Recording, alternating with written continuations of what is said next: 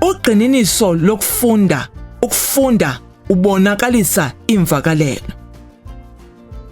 Okokuqala, abafundi basebenza noogxa babo.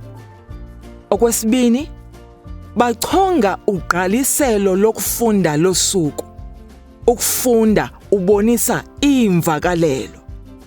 Okwesithathu, okulandelayo, abafundi bafunda amagama amane anganobunzima okanye abangakhange bawabone ngaphambili. Kuqala, abafundi mabafunde la magama ngokukhwaza. Emva koko, baziqhelise ukuwafunda izihlandlo ngesihlandlo.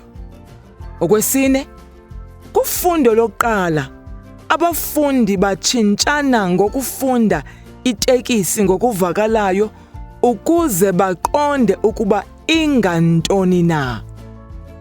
Xa umfundi ethe waxinga ekufundeni igama, abafundi ababini mabazame ukulifunda igama ngokusebenzisa izandi zamagama.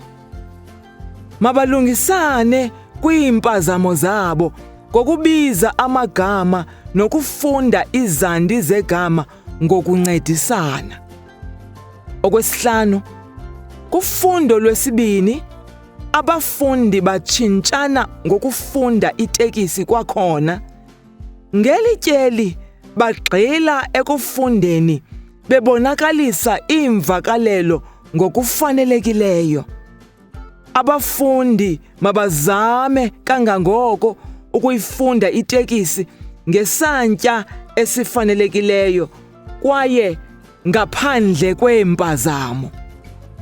Okwesithandathu, kufundo lwesithathu, abafundi bayatshintshana ekufundeni itekisi kwakhona, kodwa ngoku begxile ekusebenziseni imvakalelo.